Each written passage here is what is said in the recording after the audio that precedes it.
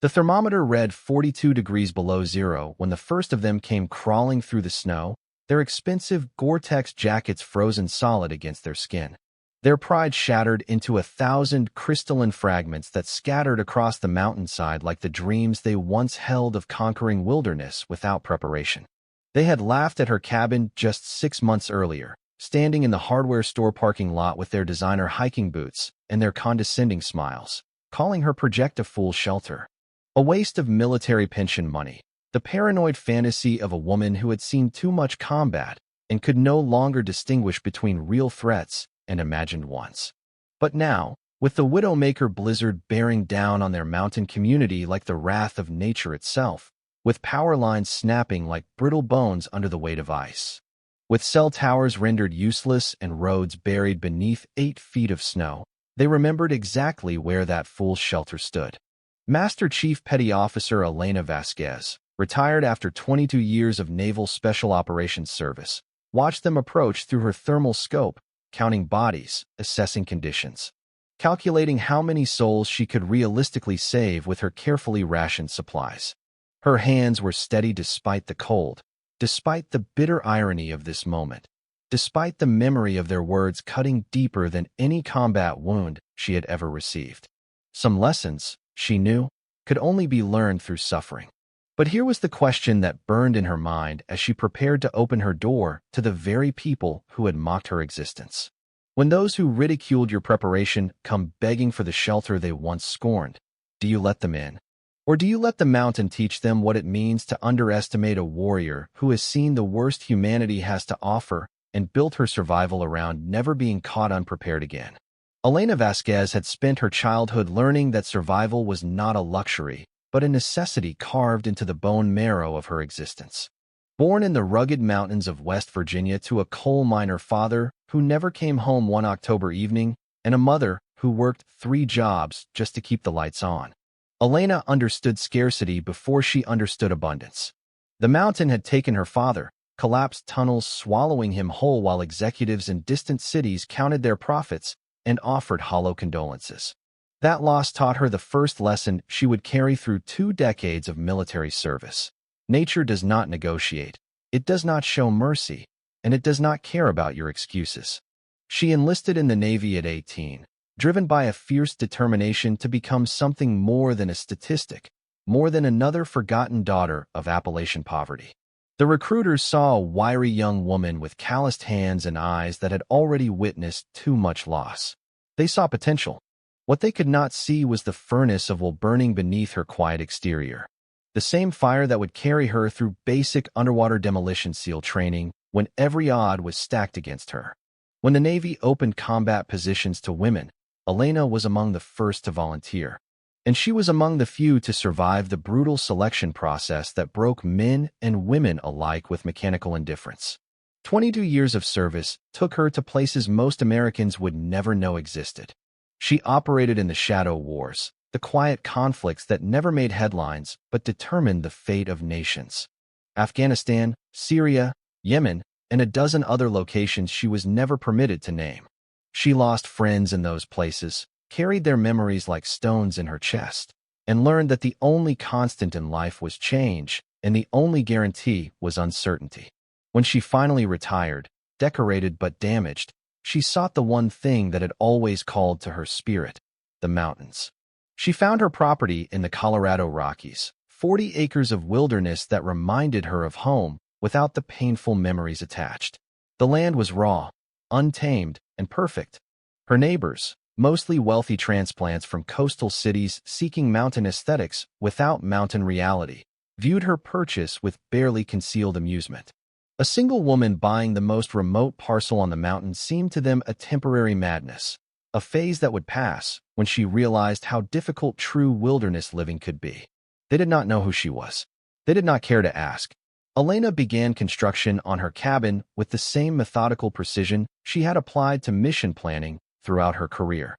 Every decision served multiple purposes. The location was chosen for defensibility and natural wind protection.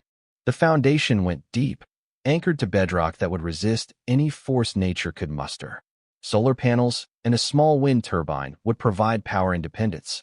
A well tapped into an underground spring that had flowed for 10,000 years. She was building more than a home. She was building a fortress against the chaos she knew the world could deliver without warning. The first winter passed without incident, and Elena's neighbors grew more vocal in their criticism. They gathered at the general store, sipping overpriced coffee and discussing the strange woman on the ridge. She had installed a wood-burning stove alongside her modern heating system, and they called it redundant. She had stockpiled 6 months of food, and they called it hoarding. She had constructed an insulated root cellar and installed a hand pump as backup for her electric well system, and they called it paranoia. Richard Thornton, a retired investment banker who had moved to the mountain for its scenic views and exclusive community, was particularly vocal in his dismissal. He confronted Elena one afternoon in the hardware store parking lot, flanked by several other community members who shared his views. She had come to purchase additional weatherproofing supplies, always preparing, always thinking 3 steps ahead. Richard blocked her path to her truck, his voice carrying across the lot with the confidence of a man who had never been truly tested.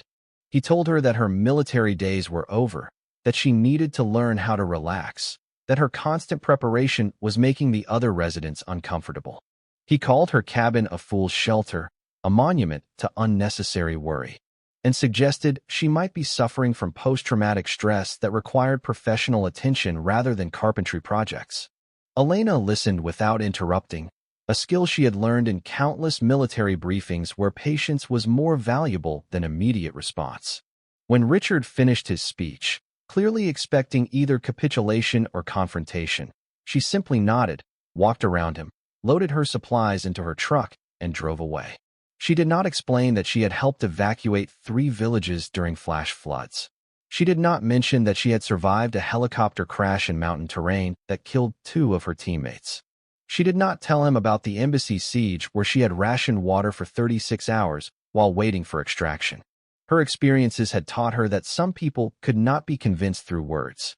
Only reality could serve as their teacher. The community continued their comfortable existence throughout that summer and fall. They hired contractors to maintain their pristine chalets. They relied on grocery deliveries and Amazon packages that arrived like clockwork. Their heating systems were efficient and automatic, requiring nothing more than a thermostat adjustment. When the Weather Service issued the first winter storm warning of the season, they stocked up on wine and streaming subscriptions, treating the approaching weather as an opportunity for cozy entertainment rather than a potential threat. Elena watched the forecast with different eyes. She had learned to read weather patterns from indigenous trackers in Afghanistan and fishermen in coastal operations. She saw something building that the models were underestimating. The Widowmaker blizzard, they would later call it, earned its name in the most brutal fashion possible. It arrived on a Tuesday evening with winds that exceeded 100 miles per hour and temperatures that plummeted faster than any recorded storm in state history. The first 24 hours of the storm stripped away every illusion the mountain community had built around their comfortable lives. Power failed within 3 hours as ice accumulated on lines and transformers exploded in cascades of blue sparks that were immediately swallowed by the howling darkness. Natural gas pressure dropped as demand overwhelmed supply lines that had never been designed for such extreme conditions. Cell towers lost power, and those with satellite phones discovered that the atmospheric interference made communication impossible. Roads became impassable within hours, buried under drifts that reached second-story windows. The wealthy transplants who had mocked preparation now faced a reality they had never imagined: complete isolation with dwindling resources. Elena's cabin stood firm against the assault. Her triple-paned windows held fast. Her backup heating system hummed steadily, fed by the 3 cords of seasoned firewood she had stacked and tarped before autumn ended. Her battery bank, charged by solar panels during the clear days preceding the storm, provided power for essential systems. Most importantly, her mind remained calm, processing the situation with the analytical clarity that had kept her alive through 22 years of military operations. She knew this storm would last at least 72 hours. She knew that people in the community would begin dying within 48 if they could not find warmth.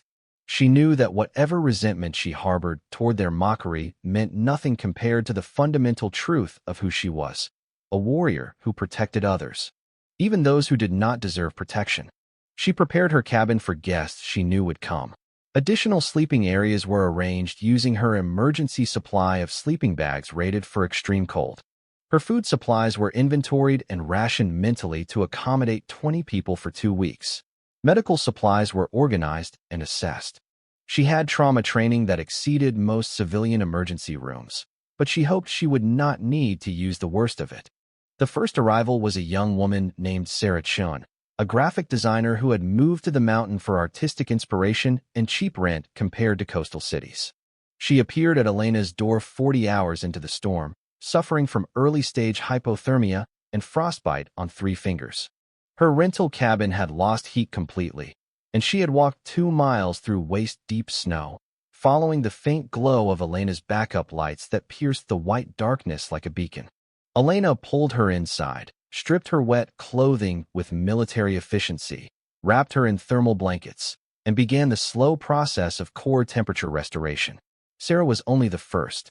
Over the next 12 hours, 11 more people found their way to the Fool's Shelter on the ridge, each one arriving in worse condition than the last. Richard Thornton came near the end, his expensive outdoor gear having failed completely, his bravado replaced by a terror that Elena recognized from soldiers facing combat for the first time. Managing 12 desperate people in a crisis required skills that Elena had honed across decades of high-stakes military operations. She established immediate order not through intimidation but through competence that was impossible to dispute. Each person was assigned a role based on their capabilities and condition. Those who had recovered sufficiently were put to work maintaining heating, monitoring supplies, and watching for additional survivors. Those still recovering were kept warm and hydrated, their conditions assessed hourly for deterioration. Elena moved among them like a conductor directing an orchestra, her calm authority transforming panic into purpose. Richard Thornton proved unexpectedly useful once his initial shock subsided. His decades of financial analysis translated into precise inventory management, and he took over supply tracking with a focus that suggested he needed the occupation to process his new reality. He approached Elena on the 3rd night, his voice stripped of the condescension that had characterized their previous interactions. He apologized without reservation, acknowledging that his criticism had been born from ignorance and privilege. Elena accepted his apology simply, without dwelling on it, understanding that prolonged discussion of past failures served no purpose during active crisis. The storm continued for 5 days, far exceeding initial predictions. Elena's supplies held but required careful management as the group consumed resources faster than a single occupant would have. Water became the critical concern as her well pump strained against frozen ground conditions, requiring manual backup operation that exhausted even the strongest among them. Food was rationed to maintain nutrition while extending availability, with Elena preparing meals that maximized caloric efficiency using military field cooking principles. She taught them as she worked, explaining why certain decisions were made, transforming crisis survival into education. On the 4th day, Sarah Chun developed a fever that Elena recognized as the beginning of a serious infection in her frostbitten fingers. Without proper antibiotics, the infection could spread to her bloodstream within days. Elena made a decision that demonstrated both her tactical training and her moral compass. She would attempt to reach the emergency supply cache she had buried half a mile from her cabin, a backup repository she had created for exactly this scenario. The journey would be dangerous, potentially fatal, but Sarah's life depended on medications that could not be improvised. She prepared for the expedition with characteristic thoroughness, layering clothing, attaching herself to a fixed line, and briefing Richard on leadership protocols should she fail to return within 3 hours. The group watched her disappear into the white void with expressions that ranged from admiration to disbelief. None of them would have attempted what she was attempting. None of them would have known how to begin. The journey to her supply cache tested every survival skill Elena had accumulated across her lifetime. Visibility dropped to 0 within minutes of leaving her cabin, reducing her world to the fixed line in her hands and the compass heading burned into her mind. Wind chill pushed temperatures past 60 below, attacking exposed skin with predatory persistence. She moved by memory and training, counting steps, feeling terrain changes through her boots, maintaining forward progress against a force that seemed determined to erase her from existence. Each step was a battle. Each breath was a victory. She found the cache by feel, her fingers locating the buried marker post through 4 feet of snow. The dig took precious minutes, her entrenching tool striking frozen ground that resisted like concrete. But the supplies were there, preserved and waiting, exactly as she had prepared them. Antibiotics, additional medical supplies, emergency rations, and a satellite communicator that might work once the storm passed. She loaded her pack and began the return journey, fighting the temptation to move faster than conditions allowed. Haste killed in these conditions. Patience saved. She returned to the cabin after 2 hours and 43 minutes, collapsing inside the door with ice coating her face mask and her core temperature dangerously low. But she held the antibiotics that would save Sarah's hand and potentially her life. Richard and 2 others helped her recover while Sarah received her first dose of medication. The group's atmosphere shifted following her return, respect replacing the remnants of condescension that had colored their initial interactions. They had witnessed something most would never see: pure selfless courage in action. The storm broke on the 6th day, revealing a landscape transformed beyond recognition. Trees that had stood for centuries lay shattered. Buildings throughout the community had collapsed under snow loads that exceeded all design parameters. The wealthy chalets that had seemed so permanent now looked fragile against the mountain's demonstrated power. Elena organized the group for the transition from survival mode to recovery operations, establishing priorities and assigning teams to assess conditions throughout the community. Search and rescue efforts over the following week revealed the storm's full toll. For community members had not survived, found in their homes where hypothermia had claimed them during the worst of the cold. Elena led the recovery efforts personally, treating each discovery with the dignity and respect she had learned to give fallen comrades in military operations. The living gathered their grief and their gratitude, understanding finally what preparedness meant and what it cost to acquire such knowledge. Spring came slowly to the mountain that year, each melting snowbank revealing the storm's destruction and the community's transformation. Those who had survived the Widowmaker blizzard emerged as different people, their perspectives permanently altered by their brush with mortality. Richard Thornton became the unlikely chairman of a newly formed community preparedness committee, channeling his organizational skills into infrastructure improvements that would prevent future disasters. Sarah Chun, her hand healed but scarred, documented the experience through a series of illustrations that captured both the terror and the triumph of their survival.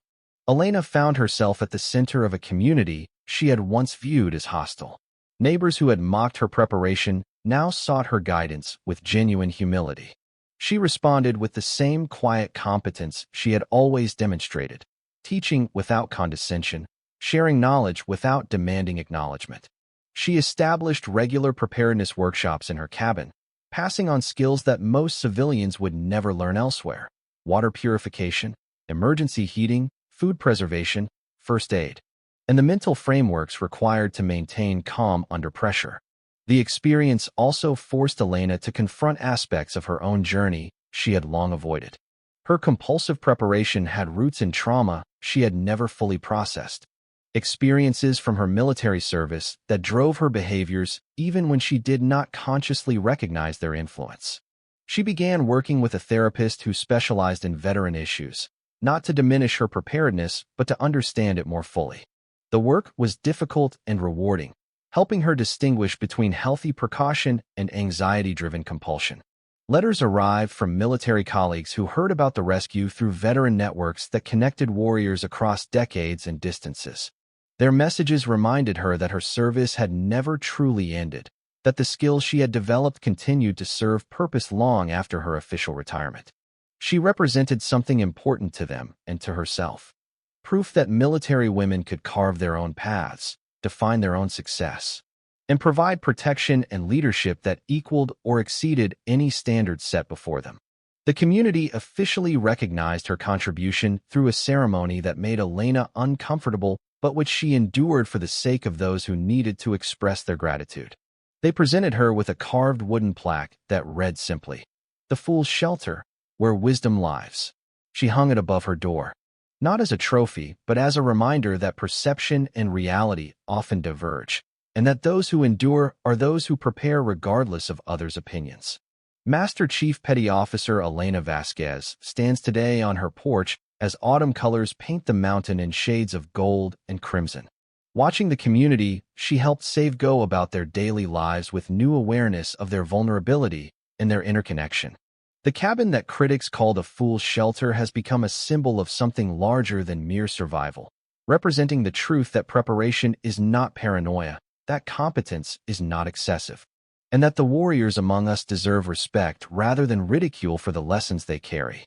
Her journey from the coal fields of West Virginia through the crucible of special operations and finally to this mountain taught her that strength takes many forms. Sometimes it means carrying wounded comrades through hostile terrain. Sometimes it means building shelter against storms that others refuse to acknowledge. Sometimes it means opening your door to those who mocked you, because protecting others is not conditional on their treatment of you. The military values she absorbed across 22 years of service, discipline, preparation, selflessness, and perseverance, proved as valuable in civilian crisis as they ever were in combat operations. The Widowmaker blizzard took lives and destroyed property, but it also revealed fundamental truths about human nature and human resilience. Those who survived carry those truths forward, changed by their experience in ways that will influence every decision they make for the remainder of their lives. Elena taught them that survival favors the prepared, that leadership emerges from competence rather than position, and that community means caring for one another even when caring is difficult.